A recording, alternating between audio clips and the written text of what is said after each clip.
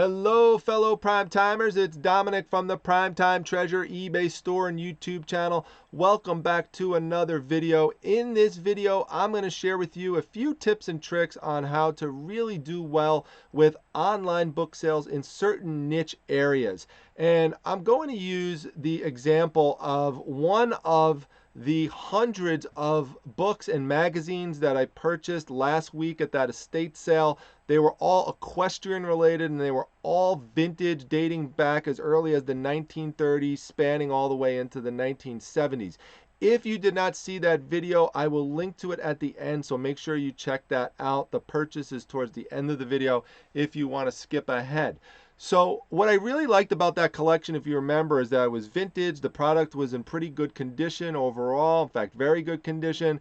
And it was in a niche specialized area. And that's really where you could do very, very well in book sales, is if you find something that's either out of print or it's in a specialized niche area where you have people that either collect items related to that category, or there's just a very, very high level of interest in it. And horses, there are a lot of people who are really, really into horses, especially in really rural areas of America. And so, that's really one of the things that drew me to that collection. And so I picked one of the items out. Now, remember, I purchased hundreds of these magazines and books and paper related items for a total of $50 for everything. And so what I like to do is try to get my money back selling one or two of the products or a few of the products, and then I'm into profit for the rest of it. And so what I did is I pulled out two of the books, one of which was actually a catalog but feels like a pretty sturdy soft cover book, and I want to take you through that one as an example because it just sold tonight, and I want to kind of talk you through it. As you can see here, it sold for $27.50. This was sold buy it now. The person didn't even make an offer, even though make an offer is enabled. And that's something I also want to point out. If you are brand new and you're worried about putting make an offer on there because you think that always means that you're going to have to accept less, that is not true. That is a myth. That certainly does happen, that people are going to make offers. After all, that's why you put it on there. But there are also plenty of people who will just go and purchase it because they either don't want anyone else to grab it, or you just really just sold them on it right then and there. They don't want to waste any time. They just want to grab it. And so, and they think it's worth it, obviously. That's why they're willing to put down the money. So now this isn't obviously a major, tremendous sale, but if you think about it, once you account for the fees and shipping and stuff like that, I'm still pretty much at about half of my money back just selling one item. Now, why do I think this one sold? What do I think is one of the main reasons? I believe it's part of how it's presented. First of all, you can see there's not a distracting background. It's just solid wood. Just don't want anything to be distracting. Sometimes, or actually a lot of times, depending on what color the product is, you could lay it on a white background, but this book is already white. So in that instance, I don't want to put it on another white object because I don't want it to kind of blend in. So I want there to be some contrast, and wood works very well. Just try to make sure it's a solid wood like that, and it doesn't have a lot of busyness to it in the background, like lots of grains like that are streaming through the through the image. You don't really want that. You want to be as least distracting as possible. But let's get back to the specific book and the elements of the book that you want to list. Now, obviously, everybody who lists this, let's just say you actually had somebody out there that was competition. They actually had the same item, and you're like, what? And that does happen once in a while. You have an item, you think it's pretty unique, you're like, no way anyone else has this, and then you sign on, and there's one or two other people that actually have it. So let's just say, your competition has this book. How are they typically going to list it? Well, what I generally see, of course there's exceptions to this, but what I see a lot of times is one or two pictures of a book like this. So there'll be a picture of the front, and then there'll be a picture of the back of the book, which you can see, this is my listing. I did include both of those, but I strategically put the more plain things, which is typically the back of the book, and a side view of the book towards the end. Why is that? Well, I know I obviously have to put the cover of the book in the front, but after that, I really, really want to grab the person's attention who clicks onto the next image. Because if they click onto the next image, that's where you want to be like a spider catching a catching a fly. You just want to get in there, you just want to grab it, you want to tie them up, and you want to keep them there. You don't want them moving. You want them, glued to their screen and wanting to scroll through the images and, hopefully decide to make a purchase right then and there.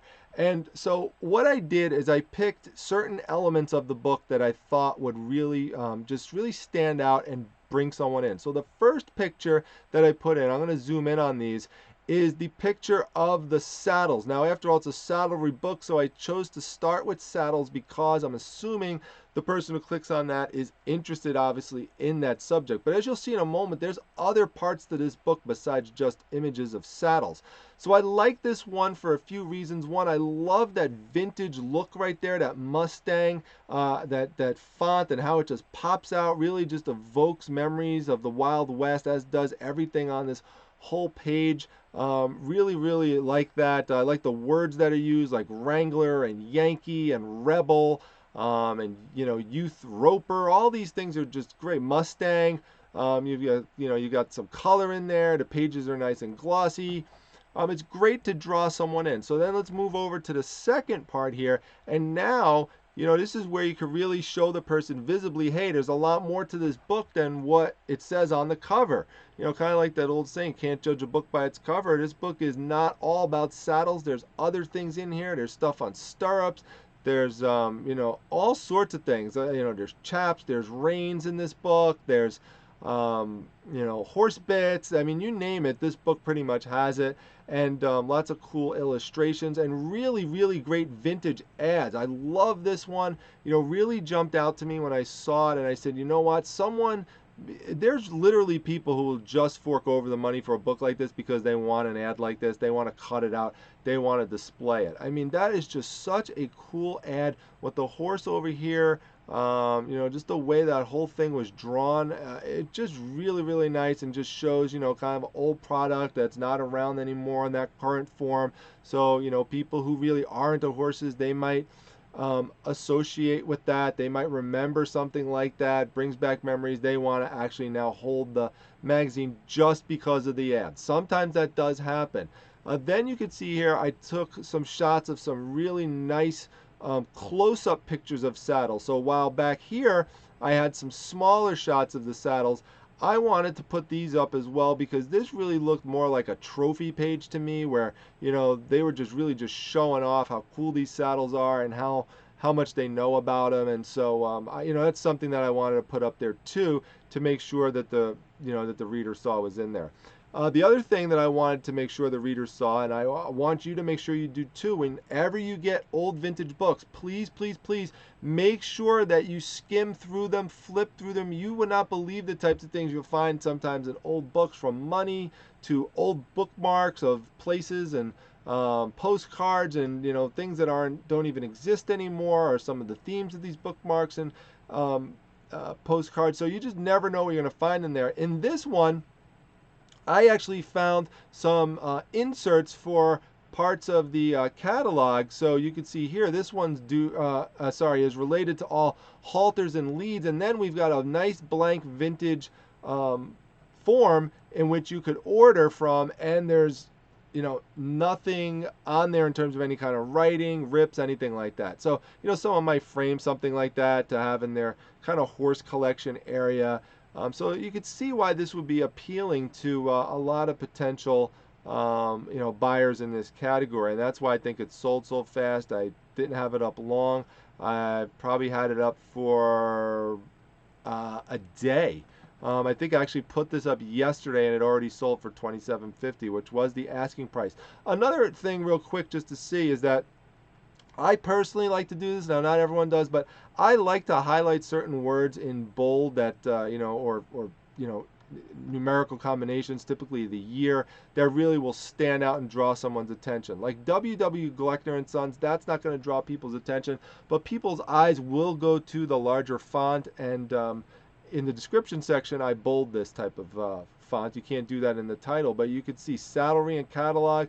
Those are keywords I want to get in there. Rare in 1960s, definitely want to get that in there. And then you could see here, you know, we give a little shout out to Canton, Pennsylvania, because there could be people from Canton, Pennsylvania who are interested in this, and that's where the book was, you know, was made. That's where the company actually existed. So, you know, it could be interesting for some people who are searching for that city. Then they pop this up on their, you know, on their Google search or wherever they do their searches, and you know, they're interested now in purchasing the book. So I will do that also in the description section, but I will make things bold. So I just try to mirror what it says in the title and then just add from there. So you can see here, I'm adding all sorts of keywords because some people will search by description. So I'm including things beyond just saddlery. I'm including things like halters, stirrups, leads, harnesses, bits, chaps, brushes, all like I said before. I mean, you could read it, pause it, whatever, and you could see there, I'm getting in all those keywords. So if someone types some of those things in, that this could possibly come up for them, and then maybe that leads to a purchase. Always let people know, if you can, how many pages are in the book, and make sure that you are describing the condition and being honest with the person. Some people, you know, a lot of people obviously care about condition, but believe it or not, there are some people who don't care a ton about the condition. Obviously, they don't want something that's a complete piece of garbage, but admit up to a page bend, a crease, admit up if you see a little bit of writing somewhere, someone's name might be scribbled on the inside. It could be a piece of tape. Someone could just want it because they're interested in the content. They just want to read the content, and that's all they're really interested in. They don't care so much about whether it's displayable or something like that. So just keep that in mind. And those are really the main tips. Beyond just what I would say is, you know, try to make sure you're not picking up, you know, a bunch of non-first print John Grisham books, or, you know, just books that are just overproduced and don't have significant value. These are the kind of books where you look up, don't even have to look up, you know, sold comps. All you really have to do is look up who else is selling this book right now. And if it's one of these books where there's a lot of them at Barnes & Noble, for example, sitting on the shelf as soon as you walk in, chances are, especially if, you know, it's in, you know, one of those bargain book areas, I mean, the vast majority of those don't sell. You might find a gem here and there. So really, if you're going to focus on books, I would suggest on vintage books, or books, if they are a little bit more modern, 80s, 90s, that are ones in a very, very specialized area, where, you know, people will pay a lot of money to get a leg up in terms of, like, you know, an advantage. Maybe it's like a World of Warcraft book that I mentioned earlier, or a Doctor Who, you know, graphic novel that there weren't a lot of them made, or something like that. You know, try to look up comps and get yourself into a niche area. In general, if you could find niche area books that date back to the 30s, 40s, and 50s, like books on welding and tool making, and, you know, as you can see here, some type of old catalogs. Catalogs in general do very well, so keep those in mind for future book purchases as well. So just to recap, really, with this technique, what I'm showing you, it might seem pretty obvious, take pictures, but again, believe it or not, there are really a lot of people out there that will not take pictures of the inside. This doesn't mean you have to take a picture of the inside of every book, though. So if you have a book and what it is primarily inside is just a bunch of text, you don't have to take pictures of inside the book. Maybe you want to take one if it's a vintage one, just to show what the page quality looks like and say all the pages kind of look like this one. But, you know, you wouldn't go through and just take 5, 6, 7 pictures of just text. It doesn't make any sense. Make sure that each picture that you have up has a reason for it and is designed to kind of draw the buyer in. So as you can see, was something that I did in this example. So I hope that this helps. If so, make sure you hit the like button. Make sure you subscribe to the channel. We just hit 930 subscribers, so we're only 70 away from hitting the goal of 1,000, which I said at the end of the year. So I'd love to actually now hit that, hopefully by the end of September. That would be really cool. Meet that goal a couple of months early. So with that, I'm going to sign off. I've got to actually try to do some listings, even though it's 2:15 in the morning and I'm just wrapping up this video. So if I sound and look a little bit delirious, now you have a good explanation as to why. But I want to make sure I keep that content coming for you. And this was a sale I made tonight, and it just got me thinking, you know what, these are some good tips and tricks that you know, people could use, or maybe just be reminded of, even if you know it already, just to make sure you're going ahead and taking those strategic photos. Make sure you come to my Facebook group, the Facebook Reselling Resource Center, for other tips and tricks. Follow me on Instagram. That's at Primetime Treasure, no S. And I will see you all at the next video. Thanks, everyone. Take care.